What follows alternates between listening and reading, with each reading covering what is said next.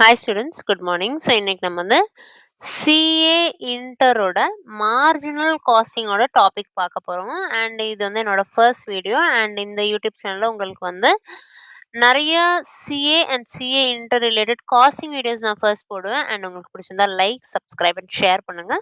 In case உங்களுக்கு வந்து ஏதாவது டவுட்ஸ் இருக்கு, உங்களுக்கு ஏதாவது எனக்கு இல்லை இப்படி பண்ணலாம் அப்படி பண்ணலாம் ஏதாவது சஜஷன்ஸ் ஒரு ஐடியாஸ் கொடுக்கணும் அப்படின்னா everything is welcome in the comment box. And let's get into the video. இப்போ நம்ம வந்து பார்க்க போகிறது மார்ஜினல் காஸ்டிங். இந்த மார்ஜினல் காஸ்டிங் டாபிக் பார்க்கறதுக்கு முன்னாடி first we have to understand what is cost sheet and what is absorption costing. So cost sheet is based on absorption costing. And absorption costing is very very clear. என்னன்னா உங்களுக்கு வந்து இப்போ வந்து நீங்கள் ஒரு பில்டிங்கை ரெண்ட் எடுக்க போறீங்க, அந்த பில்டிங்கில் தான் ப்ரொடக்ஷன் பண்ண போறீங்க. அந்த பில்டிங்கோட ரெண்ட் 1,00,000 அண்ட் உங்களுக்கு முன்னாடியே தெரியும் அந்த பில்டிங்கில் உங்களால் வந்து 10,000 யூனிட்ஸ் பண்ண முடியும். அப்போ ஆப்வியஸ்லி நீங்கள் ஒரு யூனிட்டுக்கு 10 rupees ஆஃப் த ரெண்ட்டை அலோகேட் பண்ணுங்க. இதுதான் வந்து அப்சார்ப்ஷன் காஸ்டிங்கோட ரூல். இப்போ இன்கேஸ் நான் வந்து தப்பா கணக்கு பண்ணிட்டேன், ஆக்சுவலி அதில் 8,000 யூனிட் தான் பண்ண முடியும் அப்படின்னா அது எனக்கு இயர் எண்டில் தான் தெரியும். அப்போ ஆப்வியஸ்லி நான் வந்து 80,000 தான் அப்சர்வ் பண்ணியிருப்பேன். ஆனால் ஆக்சுவலி என்னுடைய expense 1,00,000 and this is known as under absorption. இல்லை நான் ஆக்சுவலாக 12,000 பண்ண முடியும், நான் தான் 10,000 சொல்லிட்டேன். அப்படின்னா 1,20,000 would have incurred, ஆனால் 1,00,000 தான் என்னோட actual cost and this is known as over absorption. அப்போ நீங்கள் என்ன சொல்ல வரீங்க அப்படின்னா ஓவர் அப்சார்ப்ஷனில் என்னோட காஸ்டிங் ப்ராஃபிட் வந்து கம்மியாயிடும். அண்டர் அப்சார்ப்ஷனோட காஸ்டிங் P&L வந்து அதிகமாயிடும். ஸோ இப்படி இருக்கிற ஒரு ரேண்டமான காஸ்டிங் மெத்தடை பேஸ் பண்ணி நான் டெசிஷன் எடுத்தேன்னா அந்த டெசிஷன் வேலிடா இருக்குமாங்கிறது டவுட். ஏன்னா முதல்ல ஃபிக்ஸட் காஸ்ட்டை உங்களால ஒரு யூனிட்டுக்கு இவ்வளோன்னு அலோகேட் பண்ண முடியாது, கூடாது. ஏன்னா அந்த ஃபிக்ஸட் காஸ்ட் அந்த யூனிட்குள்ள போறதுனால அது சேல் ஆகாம இருக்கும்போது அது நெக்ஸ்ட் இயருக்கு அந்த ஃபிக்ஸட் காஸ்ட் வந்து இந்த இயர்ல மைனஸ் ஆகி நெக்ஸ்ட் இயர்ல ஆட் ஆகுது. ஆனா fixed cost is a cost which is uncontrollable and which cannot be changed. அப்போ இருக்கும்போது நீங்க வந்து 1,00,000 இந்த இயர் ரெண்ட்னா 1,00,000 இந்த இயர் ரெண்டா போட்டுறணுமே தவிர நீங்க அந்த 1,00,000 ஸ்டாக்குக்கு கொடுத்து அந்த ஸ்டாக் வந்து இந்த வாட்டியோட க்ளோசிங் ஸ்டாக்கா மைனஸ் ஆகி அடுத்த வாட்டியோட க்ளோசிங் ஸ்டாக்கா ஓப்பனிங் ஸ்டாக்கா ஆட் ஆகும்போது இந்த வருஷத்தோட காஸ்ட் இந்த வருஷத்துலயே முடியாம அடுத்த வருஷத்துக்கு மூவ் ஆகுது, which is a very big demerit of cost sheet. And இதனால நம்ம டெசிஷன் மேக்கிங்காக வேற ஒரு டாபிக் தேடணும் நிறைய இடத்துல தேடணும். அப்பதான் நமக்கு கிடைச்சது ஒரு பியூட்டிஃபுல்லான topic, that is our marginal costing. So marginal costing ரொம்ப சிம்பிளா நமக்கு சொல்யூஷன் கொடுக்குது. என்ன சொல்யூஷன் அப்படின்னா நீங்க என்னதான் சேல் பண்ணுங்க, உங்களுக்கு சேல்ஸ் தெரியும்.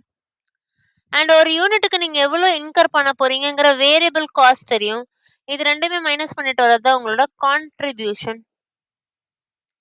இந்த கான்ட்ரிபியூஷன் வந்து ஃபிக்ஸட் காஸ்டோட மைனஸ் பண்ணும்போது உங்களுக்கு ப்ராஃபிட் கிடைக்கும். அண்ட் இது வரைக்கும் இந்த போர்ஷன் வரைக்கும் you can maintain both, that is per unit and total. But இது உங்களால டோட்டல் மட்டும் தான் வைக்க முடியும், பர் யூனிட் வைக்க கூடாது, விச் இஸ் ஆக்சுவலி கரெக்ட். ஏன்னா நம்ம ஒரு யூனிட்டுக்கு 10 ரூபான்னு ரெண்ட் அலோகேட் பண்ணக்கூடாது.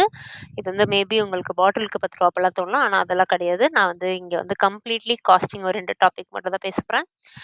ஸோ ஆப்வியஸ்லி வந்து நமக்கு ஃபிக்ஸட் காஸ்ட் வந்து எப்பவுமே டோட்டல் தான் கொடுக்கணும், பர் யூனிட்ல கொடுக்கக்கூடாது. This is a very firm decision of a marginal costing topic. ஆனால் இதில் எல்லாமே இன்டர் ரிலேட்டட். எப்படி இன்டர் ரிலேட்டட் அப்படின்னு பார்த்தீங்கன்னா contribution by sales into 100 is my PV ratio.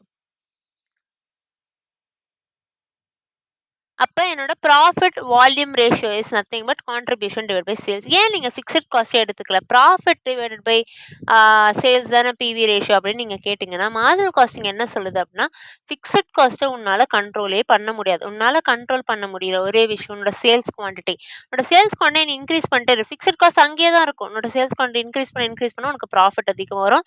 உன்னோட ப்ராஃபிட்டை நீ அதிகப்படுத்தணும் அப்படின்னா உன்னோட சேல்ஸ் குவான்டிட்டி தான் இன்க்ரீஸ் பண்ணுமே தவிர உன்னோட ஃபிக்ஸட் காஸ்ட்டை நீ சேஞ்ச் பண்ண முடியாது. Unless you're going to revamp your business and completely reduce your fixed cost. அது different scenario. ஆனா இங்க நம்ம decision makingல பார்க்கும்போது அந்த scenario நம்ம பார்ப்போம், but it is of a lighter version. But நம்ம பார்க்க போற major situation is is a place where நம்மளோட ஃபிக்ஸட் காஸ்ட் ஸ்டாட்டிக்கா இருக்கும். நம்மளோட சேல்ஸ் குவான்டிட்டி இன்கிரீஸ் பண்ணணும். நம்ம எவ்வளோ குவான்டிட்டி இன்கிரீஸ் பண்ணா எப்படி ப்ராஃபிட் மாடிஃபை ஆகுதுங்கிறத நம்ம பார்க்க போறோம்.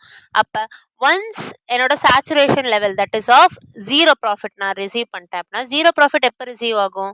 என்னோட கான்ட்ரிபியூஷனும் என்னோட ஃபிக்ஸட் காஸ்டும் சேமா இருந்துச்சு அப்படின்னா எனக்கு 0 ப்ராஃபிட் கிடைக்கும். அப்ப வேர் மை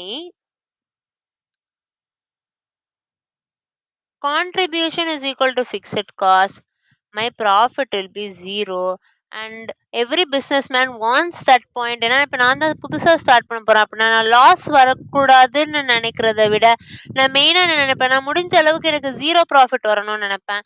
அதுக்கு பேர் தான் break even point. So break even point is a place where my contribution is equal to fixed cost. Okay, இது எல்லாம் கிளியரா இருக்கு, ரொம்ப கிளியரா இருக்கு. இப்போ நான் ஆல்ரெடி ஒரு ஃபார்முலா சொல்லிட்டேன், contribution by sales into 100 is equal to PV ratio அப்படின்னு சொல்லிட்டு. இப்போ நான் இன்னொரு பாயிண்ட் சொல்றேன், sales into PV ratio is equal to contribution. இதுவும் நான் இங்க தான் டிரைவ் பண்ணேன், சேல்ஸ் அப்படிக்கா கொண்டு போயிட்டேன், இங்க டிவைட்ல இருந்தா அங்க மல்டிப்ளைல மாறும். அப்ப sales into PV ratio is equal to contribution. இன்னொன்னு கொண்டு வரேன், sales is equal to contribution by PVR. இப்போ நான் ஒரே வச்சு மூணு ஃபார்முலா கொண்டு வந்துட்டேன். ஓகே, இதெல்லாம் ஓகே. அப்ப இங்க நான் கான்ட்ரிபியூஷனுக்கு பதிலா ஃபிக்ஸட் காஸ்ட் பை பிவிஆர்னு போட்டாலும் எனக்கு சேல்ஸ் கிடைக்கும். But that sales will be my break even point. So break even point sale value is equal to fixed cost by PVR. எப்படி நீங்க இப்படி சொல்லலாம் அப்படின்னு கேட்டீங்கன்னா, நான் ஆல்ரெடி சொன்னேன், என்னோட 0 ப்ராஃபிட் அப்ப என்னோட ஃபிக்ஸட் காஸ்டும் என்னோட கான்ட்ரிபியூஷனும் ஈக்குவலா இருக்கும். அப்ப நீங்க கான்ட்ரிபியூஷன் போட்டாலும் எனக்கு ஒரு ஆன்சர் வரும், ஃபிக்ஸட் காஸ்ட்னு போட்டாலும் எனக்கு ஒரு ஆன்சர் வரும். ஆனா ஃபிக்ஸட் காஸ்ட்னு போட்டு வர ஆன்சர் கண்டிப்பா பிரேக் ஈவன் பாயிண்டா தான் இருக்கும். ஸோ அப்ப break even point sale value is equal to fixed cost by PVR. எனக்கு சேல் வேல்யூ வேணாம், எனக்கு சேல்ஸ் யூனிட்டா தான் வேணும் அப்படின்னா ஃபிக்ஸட் காஸ்ட் பை பிவிஆர் எனக்கு சேல் வேல்யூ கிடைக்கும். அதுல 1 டிவைட் பை செல்லிங் பிரைஸ் பண்ணா எனக்கு வந்து break even point in unit கிடைக்கும். இது என்னது இது, நல்லாவே இல்ல அப்படின்னு நீங்க நினைக்கலாம். இப்ப அதை நான் வந்து நல்லா ஆக்கிடுறேன். இப்ப யூனிட், அப்ப fixed cost divide by selling price into பிவிஆர்னு நமக்கு ஒரு ஆன்சர் கிடைக்கும். Selling price into PVR is contribution as per this equation. அப்ப fixed cost by contribution per unit தான் என்னோட break even point in unit. இப்போ நான் ஒரே ஃபார்முலாஸ் தான் இவ்வளோத்தையும் டிரைவ் பண்ணிட்டு இருக்கேன். Hope you understand. இல்லை நான் திரும்ப கிளியரா எடுக்கணும் அப்படின்னாலும் நீங்க சொல்லுங்க, நான் எடுக்க ரெடியா இருக்கேன். Because this is my first video and இது வந்து நான் ஆக்சுவலி உங்களுக்கு யூஸ் ஆகணும் அப்படின்னு நினைச்சு ஒரு ஒரு குட் காஸ்ட்டை தான் நான் போடணும்னு நினைக்கிறேன். அண்ட் உங்களுக்கு யூஸ் ஆகாத பட்சத்தில் நீங்க எனக்கு அதை சொன்னீங்கன்னா I will definitely correct my self. So இப்போ நம்ம அடுத்த ஈக்குவேஷனும் பார்த்தாச்சு. ஓகே, இதெல்லாம் கிளியரா இருக்கு. அப்ப எனக்கு ப்ராஃபிட் வருது, எனக்கு ப்ராஃபிட் வேணும். எனக்கு ஃபிக்ஸட் காஸ்ட் தான் ரெக்கவர் பண்ணி தரதுக்கு பிரேக் ஈவன் இருக்கு. அப்ப இதுக்கப்புறம் எனக்கு ப்ராஃபிட் வரணும். எனக்கு ப்ராஃபிட் ஒரு 20,000 வரணும், ப்ராஃபிட் ஒரு 30,000 வரணும் அப்படின்னா அப்ப நான் ப்ராஃபிட் பை பிவிஆர் அப்படின்னு போடுவேன். அப்ப வெறும் ப்ராஃபிட் பை பிவிஆர்னு போட்டாலே இது எனக்கு சேல்ஸ் கிடைச்சிருமா அப்படின்னு கேட்டீங்கன்னா கிடையாது. பிரேக் ஈவன் பாயிண்ட் பிளஸ் இந்த sale that is profit sale, இதுக்கு பேரு மார்ஜின் ஆஃப் சேஃப்டி. அப்ப margin of safety is a place where I earn a profit. ஆனா total sales is always break even point sales plus margin of safety. டைரக்டா profit by பிவிஆர்னு போட்டு sales கொடுத்துடக்கூடாது. எப்பயுமே வந்து fixed காஸ்டையும் recover பண்ணதுக்கு அப்புறம் வரதுதான் profit.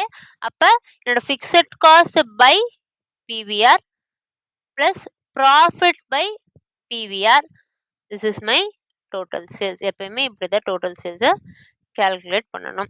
So இது வரைக்கும் ஐ ஹோப் யூ அண்டர்ஸ்டாண்ட். இப்போ நம்ம ஒரு கிராஃபிக்கல் ரெப்ரஸன்டேஷன் மட்டும் பார்த்துட்டு நம்ம சம் போயிடலாம். இப்போ கிராஃபிக்கல் ரெப்ரஸன்டேஷன் என்ன சொல்ல போகுது அப்படின்னா, நீங்க பிசினஸ் இப்பதான் ஸ்டார்ட் பண்றீங்க அப்படின்னா உங்ககிட்ட ஃபிக்ஸட் காஸ்ட் மட்டும் இருக்கும். நீங்க எதுவுமே யூனிட்ஸ் ப்ரொடியூஸ் பண்ணிக்க மாட்டீங்க. ப்ரொடியூஸ் பண்ண உங்களுக்கு வேரியபிள் காஸ்ட் இன்க்ரீஸ் ஆகும், வேரியபிள் காஸ்ட் இன்க்ரீஸ் ஆகும், செல்லிங் ப்ரைஸும் இன்க்ரீஸ் ஆகும், கிவிங் யூ அ கான்ட்ரிபியூஷன். அப்போ உங்களுக்கு ஸ்லோப்பி கர்வ் வரும். இந்த ஸ்லோப்பி கர்வ் இந்த ஆக்சிஸை மீட் பண்ற பாயிண்ட்டுக்கு பேர் தான் பிரேக் ஈவன் பாயிண்ட். இந்த பாயிண்ட்டுக்கு மேல போறது எல்லாமே margin of safety. This is your loss due to fixed cost. Break even point 0, margin of safety profit. So this is how a company works. எப்பயுமே ஒரு கம்பெனியோட பேசிக் டார்கெட் பிரேக் ஈவன் பாயிண்ட்டாக இருக்கும். அதுக்கப்புறம் தான் ப்ராஃபிட்டாக இருக்கும். ஸோ இது இப்போ நம்ம வந்து ஓரளவுக்கு ஃபார்முலாஸ் எல்லாமே ஓரளவுக்கு அங்கங்கே படிச்சிருக்கோம். இதை தவிர ஏதாவது ஃபார்முலா வர பட்சத்தில் நம்ம வந்து போக போக என்னென்ன ஃபார்முலா மிஸ் பண்ணியிருக்கோங்கிறத பார்த்துக்கலாம். ஐ திங்க் இன்னும் ஒரே ஒரு ஃபார்முலா இருக்கு. That is variable cost by sales into 100 is VC ratio.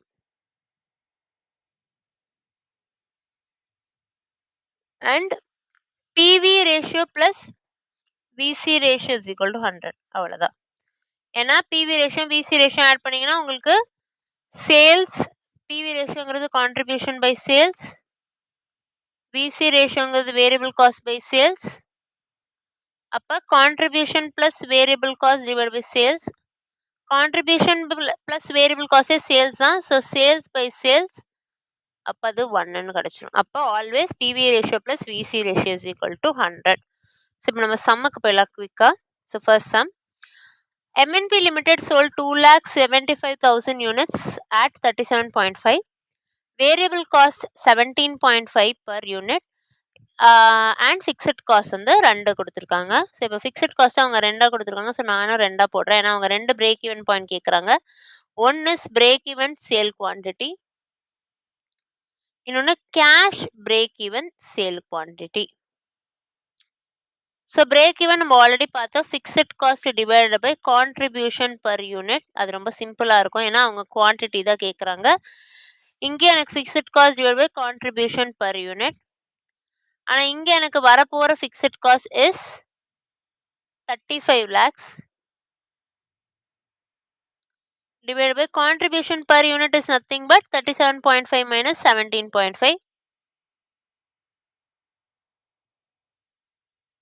இங்க எனக்கு 20 lakhs,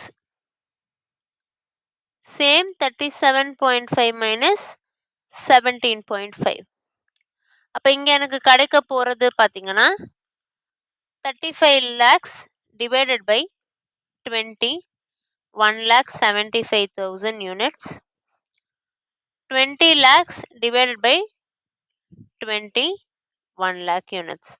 அப்போ 1 lakh units or 1,75,000 units நான் வந்து சேல் பண்ற பட்சத்தில் எனக்கு வந்து 0 ப்ராஃபிட் வரும். Cash break even point 1 lakh, normal break even point 1,75,000. இதுதான் நம்ம ஜென்ரலாக கேல்குலேட் பண்ணுவோம். இப்போ நெக்ஸ்ட் சம் போயிடலாம். நெக்ஸ்ட் சம்ல எனக்கு வந்து fixed cost 15 lakhs, variable cost 15, selling price 30. அப்போ selling price 30 minus variable cost 15, அப்போ கான்ட்ரிபியூஷன் 15. இது per unit. Break even point கேட்குறாங்க. பிரேக் ஈவன் பாயிண்ட் கண்டுபிடிக்கணும் அப்படின்னா fixed cost divided by contribution per unit. 1,50,000 divided by 15,